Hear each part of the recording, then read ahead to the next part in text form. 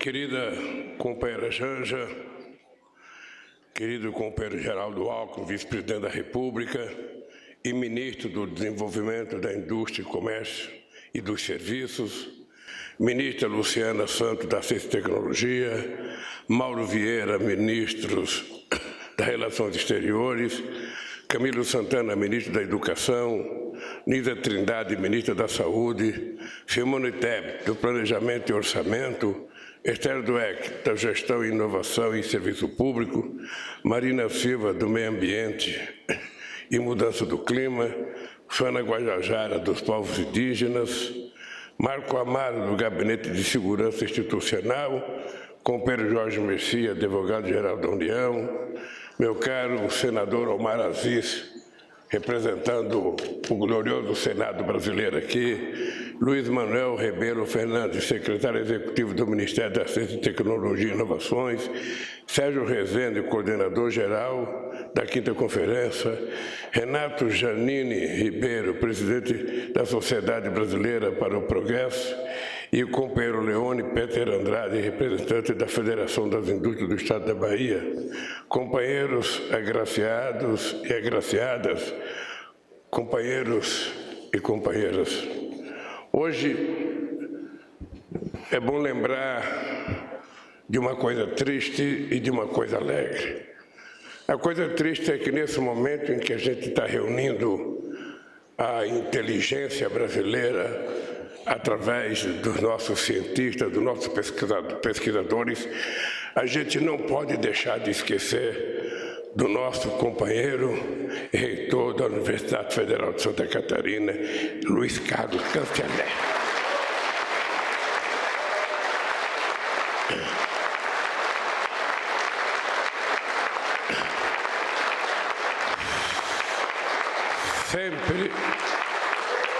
Sempre que a gente puder, a gente tem que lembrar das pessoas que foram vítimas do arbítrio, para que esse arbítrio, essa insanidade, nunca mais aconteça no nosso país. E também é dia de lembrar um dia alegre. Eu quero dizer para vocês que eu vivi, junto com a ciência brasileira, um dos momentos mais felizes da minha vida, que foi no final do meu mandato, em 2010, quando nós fizemos um encontro com a ciência brasileira e, pela primeira vez, acho que nunca antes na história do Brasil, cientistas de todas as matrizes, de todas as tendências, de todas as alas, sabe, num único encontro junto com o governo, e havia unanimidade por conta que a gente estava quase que prestando homenagem ao governo que estava saindo, e a gente estava prestando homenagem ao cumprimento de um PAC que nós aprovamos em 2007, de investimento de 41 bilhões de reais na ciência e tecnologia, e esse PAC foi cumprido cada centavo,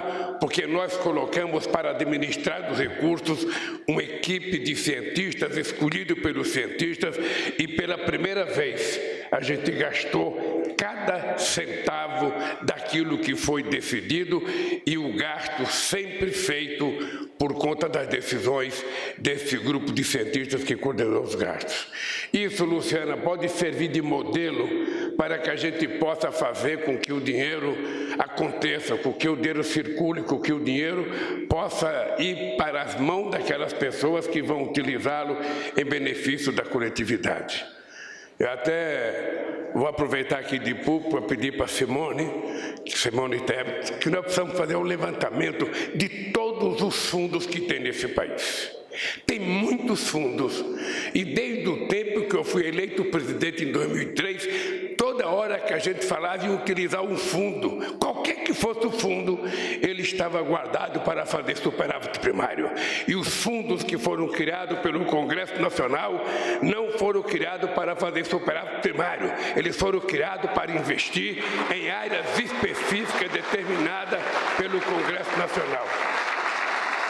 E essa é uma coisa que nós vamos ter que começar a rever, porque senão o Congresso Nacional não precisa mais criar fundo. porque era melhor criar logo o superávit primário do que ficar criando um fundo para investimento que nunca acontece. Bem, mas hoje é um dia alegre por conta da premiação de todos vocês, homens e mulheres, representando os mais diferentes setores que foram agraciados com esse prêmio escolhido pela nossa querida ministra de Ciência e Tecnologia. E mais feliz ainda porque o Sérgio Rezende foi escolhido como coordenador. Eu tenho o orgulho de dizer de que o Sérgio Rezende foi o melhor ministro da Ciência e Tecnologia que esse país teve.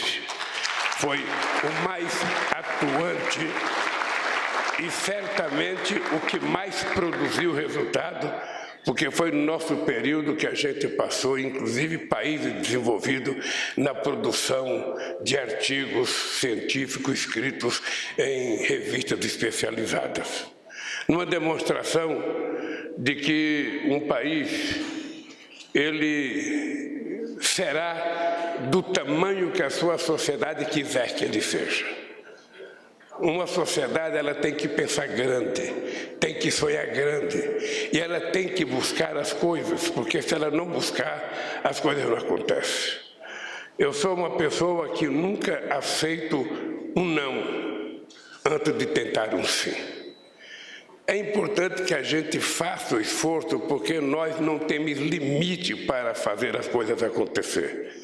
Esse país pode ser muito melhor do que ele é, esse país pode crescer muito mais do que ele cresce, esse país pode distribuir riqueza muito mais do que distribui. É só a gente querer. E a gente começa a perceber os sinais de que as coisas começam a melhorar, porque a sociedade está se sentindo co-participante de um processo de transformação do país. Eu digo sempre o seguinte: o dinheiro de uma nação, ele tem que circular na mão de todos. Dinheiro não pode ficar centrado num banco ou na mão de meia dúzia. Quanto mais o dinheiro circular, mais a economia vai crescer, mais emprego vai gerar, mais consumo vai ter. Na última reunião do Ministério, eu disse aos meus ministros: vamos gravar uma coisa na nossa cabeça. Muito dinheiro na mão de poucos é concentração de riqueza, é miséria espalhada na rua, é desemprego, é prostituição, é desnutrição, é mortalidade infantil. Agora, pouco dinheiro na mão de muitos é o inverso. Significa progresso, significa distribuição de riqueza, significa consumo, significa geração de emprego, significa melhorar a vida de todo mundo. Nós já provamos isso uma vez. Não adianta a gente ficar olhando apenas o PIB. O PIB cresceu 10%, 14%, 30%, se o resultado desse PIB não é distribuído de forma equitativa entre a totalidade da população. Se você cresce 1 e distribui 1, vale mais do que crescer 10 e não disputar nenhum. Então é preciso que a gente compreenda isso. Esse país pode ser melhor. Esse país pode ser melhor. Eu não vou aqui falar mal da taxa de juros, não vou falar mal de ninguém. Eu vou hoje fazer um discurso sobre a ciência, porque eu acho que o povo está percebendo o que está acontecendo no Brasil. Nós fizemos uma coisinha pequena lá, reduziu um pouquinho lá o preço dos carros. O que aconteceu, gente? A gente vendeu mais carro do que teve capacidade de produzir no período. E a gente sempre tem que incentivar o povo a consumir, desde que ele consuma de forma responsável. Ninguém pode gastar o que não tem. Se tem que fazer uma dívida, só faça a dívida que pode pagar. Se não pode pagar, espere um pouco. Porque se fizer a dívida e não puder pagar, vai quebrar a cara. E é por isso que nesses próximos dias a gente vai anunciar definitivamente o tal do desenrola. E o desenrola tem que dar certo, porque se não dá certo, quem vai estar enrolado somos nós, Simone. Então nós vamos ter que fazer esse desenrola, que é tentar ajudar os 72% da população brasileira que estão endividados. pessoas que têm dívida até R$5.000, pessoas que têm dívida de R$1.000, de R$250, de R$500 e que estão pendurados no Serasa. Nós temos a obrigação de estendermos a mão para essa gente e trazer essa gente outra vez para a atividade econômica brasileira, para poder consumir aquilo que as pessoas têm verdade. Até falei para o órgão que tal a gente fazer uma aberturazinha para a linha branca outra vez, facilitar a compra de geladeira, de televisão, de máquina de lavar roupa. As pessoas, de quando em quando, precisam trocar os seus utensílios domésticos. Quando a geladeira velha está batendo, não está gelando a cerveja bem e está gastando muita energia, você tem que trocar. E se está caro, vamos baratear, vamos tentar encontrar um jeito. Simone, você e a Luísa abram mão um pouquinho para a gente poder, sabe, facilitar a vida desse povo que quer ter acesso às coisas. Bem, mas nessa solenidade, nós retomamos as reuniões do Conselho de Ciência e Tecnologia. Convocamos a próxima Conferência Nacional, que deve ter sua etapa final daqui a um ano. Celebramos o Dia do Cientista e do Pesquisador, transcorrido na semana passada, e condecoramos com a Medalha do Mérito Científico algumas das mentes mais brilhantes do nosso país. O real significado desse evento, contudo, vai muito além dos atos formais. Estamos reunidos aqui hoje para dizermos alto e bom som: chega do obscurantismo, basta de negacionismo, chega de jogar cientistas às fogueiras, não mais aquela da Idade Média, mas as que a mentira e o discurso do ódio acenderam na internet em grupos radicais na nossa sociedade. Chega de aceitar que cientistas como Adélio Bradaquen ou Marcos Vinícius Guimarães de Lacerda terem suas condecorações revogadas. Ela, porque se preocupou com a saúde dos homens trans. Ele, porque ousou publicar a verdade, a de que a cloroquina não combatia a Covid.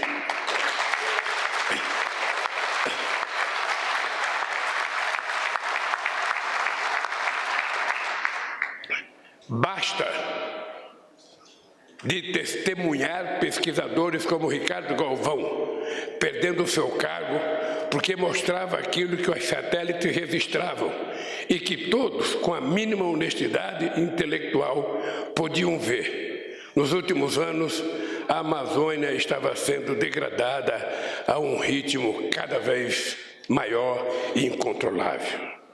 O Brasil não merece mais ter suas instituições aviltadas, a ponto de tanta gente séria da ciência devolver a ordem do mérito científico. Gente que, felizmente, aceitou receber a condecoração de novo hoje. E aceitou porque sabe que a ciência voltou definitivamente nesse país.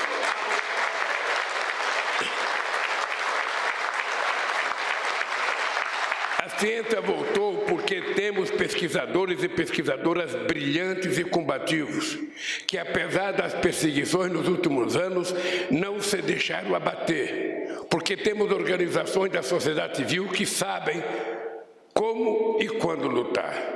Voltou porque nossas instituições de pesquisas, apesar de todo o desmonte, de toda a falta de verbas, têm décadas de experiência, credibilidade e excelência, e conseguiram resistir. Mas não basta a ciência voltar. Precisamos ser incansáveis para que ela siga sempre conosco. E para que ninguém, nem mesmo quem ainda tem a cabeça na idade das trevas, tente mais uma vez fazer o relógio da história andar para trás. Queridos amigos e amigas, somos uma nação muito grande. Temos desafios demais e não podemos nunca acreditar que teremos alguma chance de futuro sem a ciência e os cientistas. Foi por meio da ciência que conseguimos nossos maiores feitos, feitos que transcendem a academia e os laboratórios e se fazem presente na saúde, na indústria, no campo e no dia a dia de cada pessoa deste país. Se temos uma grande produtividade agrícola, isso se deve a décadas de pesquisa nas universidades e na nossa querida Embrapa. Se temos tanta energia renovável e biocombustíveis, também precisamos agradecer a quem por tanto tempo apostou e desenvolveu esse tipo de tecnologia. Do mesmo modo, se não fosse nossos institutos de pesquisa, se não tivéssemos uma Fiocruz ou um Butantan, a pandemia do Covid-19 teria sido ainda mais severa com as vidas de nossa população. A verdade é que a ciência é aliada da vida e do desenvolvimento. E é nesse momento histórico que ele se faz mais necessária para o futuro do Brasil. O mundo todo vive uma encruzilhada histórica. Ao mesmo tempo em que precisamos combater a fome e a desigualdade, precisamos repensar totalmente as formas de produção que o mundo vem adotando desde os tempos da Revolução Industrial. O planeta não aguenta mais a pressão ambiental, o desmatamento e a emissão desenfreada de carbono. E o futuro da humanidade só será garantido a partir de novas ideias, de novas tecnologias, de muito mais ciência. O Brasil, nesse aspecto, ocupa uma posição privilegiada. Nenhum país do nosso porte conta com uma matriz energética tão limpa e renovável como a nossa. Eu faço questão de dizer um número para que a gente nunca esqueça. Em se tratando de energia elétrica, o Brasil tem 87% da sua matriz renovável contra 28% do resto do mundo. Em se tratando do conjunto da energia, o Brasil tem 50% de energia renovável contra apenas 15% do restante do mundo. Então, companheira Marina, a gente pode andar de cabeça erguida, porque mesmo quando a gente erra, a gente ainda está melhor do que aqueles que pensam que são melhor do que nós. O Brasil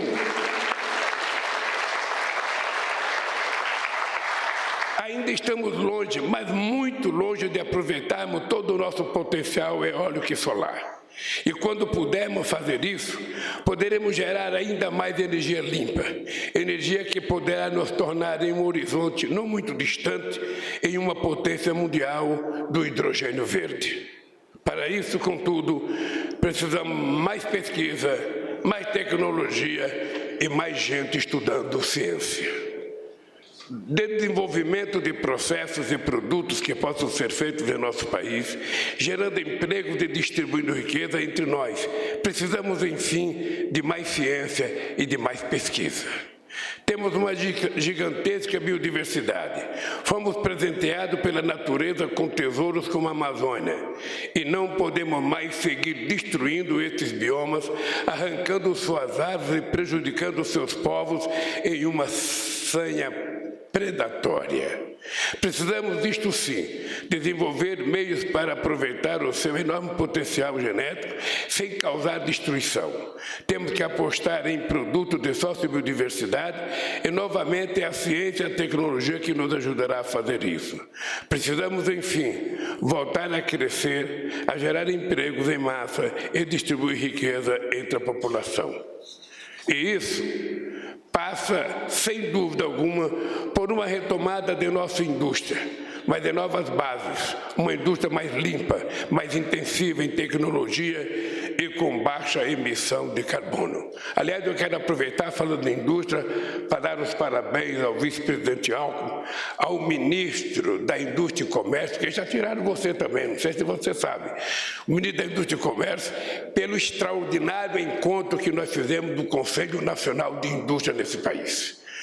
Ou seja, quem participou deve ter notado que há muitos e muitos anos, porque fazia muitos anos que também não se reunia, porque esse país, nos últimos anos, só se reunia o gabinete do mal. Só se reunia para pensar maldade, para vender pistola, para vender fuzil, para comprar bala, ou seja, para fazer fake news, e não tinha nenhuma reunião que pudesse produzir alguma coisa. Nós agora tomamos uma decisão, que ao invés de vender arma, Marina, cada conjunto habitacional que a gente inaugurar vai ter uma biblioteca no conjunto habitacional para que as nossas crianças reaprendam a ler.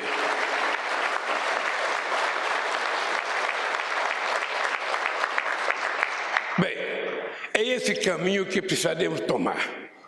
O caminho da ciência, da pesquisa, da tecnologia. E é o caminho que tomaremos.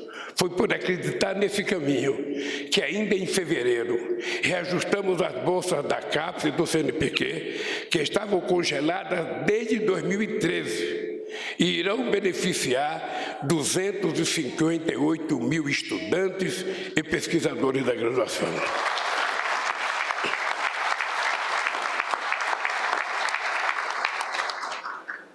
Por isso também encaminhamos ao Congresso Nacional, em março, o projeto de lei que recompõe o Fundo Nacional de Desenvolvimento Científico e Tecnológico, o FNDCT. O projeto foi aprovado e o fundo passou a contar com perto de 10 bilhões de reais. Significa que o dinheiro está aí. Nós precisamos apenas começar a usá-lo bem e corretamente. Por isso também anunciamos em abril a imediata recomposição dos orçamentos das universidades e dos institutos federais. Portanto, aportando recursos de 2 bilhões e 440 milhões de reais para o fortalecimento do ensino superior e profissional e tecnológico. Para além dessas e de outras ações, contudo, o que mais importa é que a ciência e a tecnologia voltaram de fato a fazer parte da espinha dorsal do Estado. A nossa querida ministra Luciana Santos e a equipe do Ministério da Ciência e Tecnologia e Inovação estão fazendo aquilo que a pasta nunca deveria ter deixado de fazer, dialogando com todas as áreas do governo, traçando estratégias conjuntas com o meio ambiente, agricultura, educação, saúde, indústria e comércio e muitas outras. Não há como pensarmos em crescer, em retomar a indústria, em produzir mais no campo se não pensarmos em ciência. Não há como pensar em reduzir as desigualdades sem pensarmos em ciência. A verdade é que desenvolvimento sustentável e desenvolvimento científico andam de mãos dadas e junto com os dois sempre estarão aqueles que merecem as nossas palmas, vocês. Pessoas extraordinárias que fazem ciência e pesquisa em nosso querido país. Companheiros e companheiras, eu queria terminar dando 2 lembretes a vocês. O Brasil vive um momento, eu diria, de muito otimismo. Eu, particularmente, apesar do Corinthians andar mal das pernas, eu continuo otimista. Eu acho que a gente pode até ganhar a Copa Brasil. Mas o que me interessa mesmo é fazer com que a sociedade comece a ficar otimista. Se a gente levanta todo dia de mau humor, se a gente levanta todo dia como se fosse uma ave de mau agouro, achando que a coisa não está certa, achando que as coisas estão erradas, certamente o teu dia vai ser muito ruim. Veja o que vai acontecer no Brasil.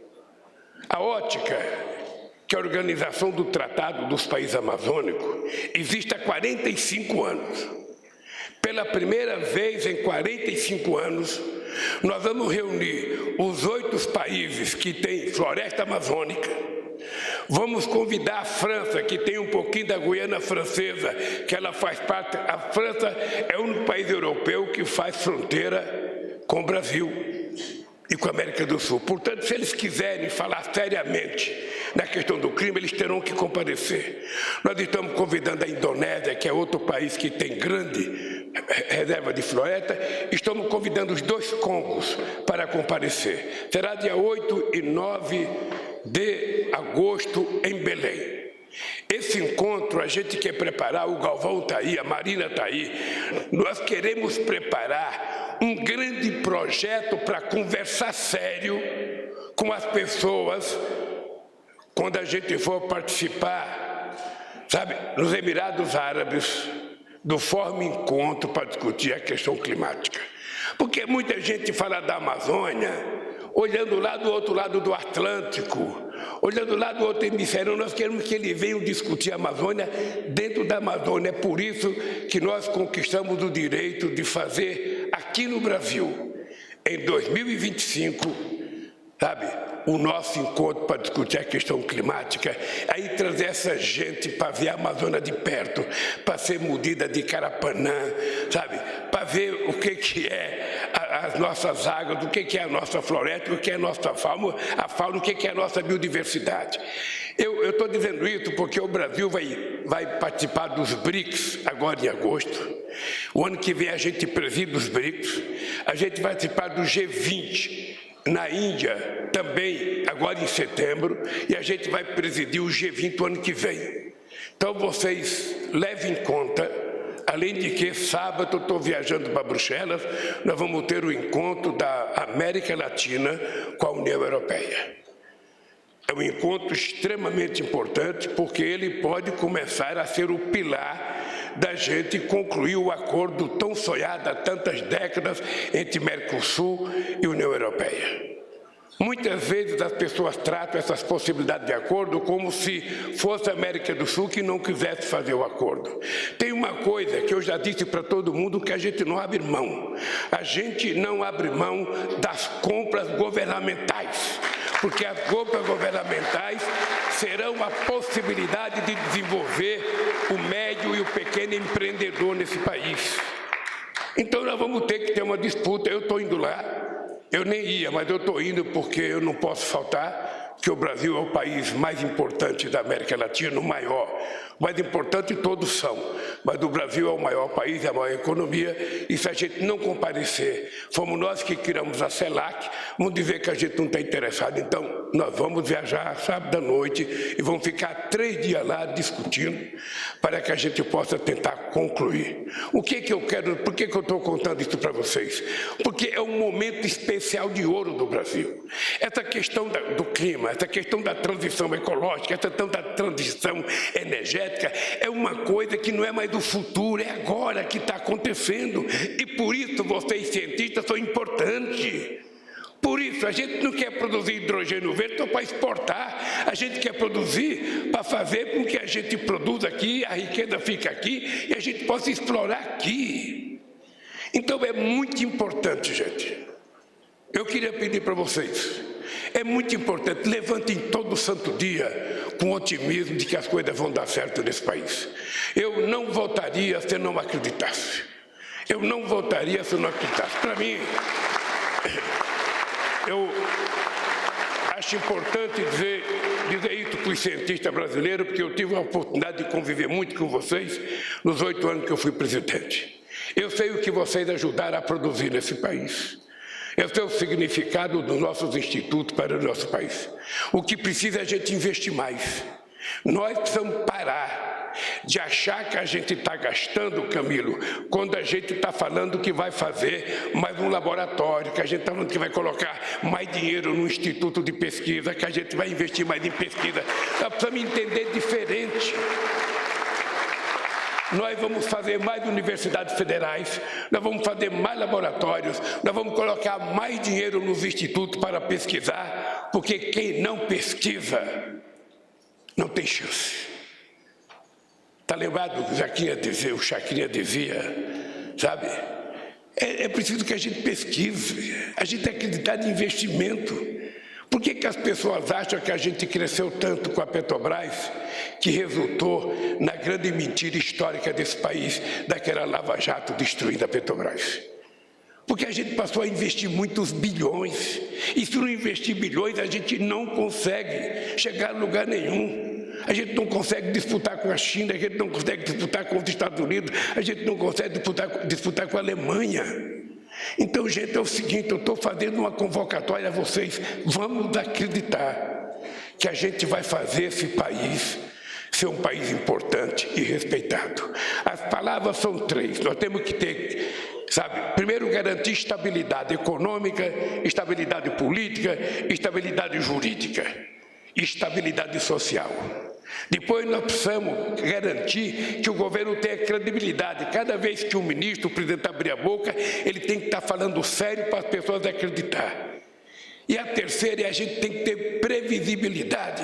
A sociedade não pode ser pega de madrugada de surpresa com notícia de presidente da República. A gente tem que anunciar as coisas à luz do dia. Como vocês fazem? Pesquisam, quando tem o projeto ele está pronto. E o Brasil vai crescer muito. Me desculpe dizer uma coisa, Camilo, Sérgio Rezende e Luciana. É o seguinte, nós precisamos aprender que todas as pesquisas que a gente fizer, ela não pode ficar parada na gaveta depois de pronta. Nós precisamos tentar transformar essa pesquisa num investimento, num produto. Nós precisamos discutir isso com política industrial. Porque pesquisar e guardar na gaveta, porque eu não sou capitalista, eu não vou, sabe, eu não fiz pesquisa para isso, não. Fez pesquisa para isso sim. A gente fez pesquisa para que o resultado daquilo que a gente aprendeu se torne um bem coletivo de todo mundo. Por isso é que nós precisamos tirá-los da gaveta. Se a gente fizer isso, esse país será outro. E eu espero estar na conferência com vocês. Espero estar na SBPC, espero o ano que vem estar noutra conferência, no outro ano estar noutra conferência, porque nós vamos retomar todas as conferências. Todas as conferências nacionais que a gente fez, que foram 74 que nós fizemos, nós vamos voltar a fazer. Porque as conferências, a Simone está tendo uma experiência do PA. Uma coisa é você juntar meia dúzia de técnicos e fazer um orçamento. Outra coisa é você conversar com o povo e pedir para o povo dizer o que ele quer, o que ele pensa, o que ele gostaria que acontecesse no país. Certamente, Simone, a gente não vai conseguir aprovar tudo que vocês ouviram nos PA, mas certamente ficará gravado na história desse país.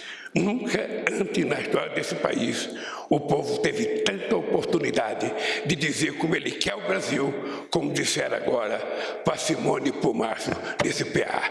É isso que eu quero da ciência. Não, Luciana, não deixe de reclamar.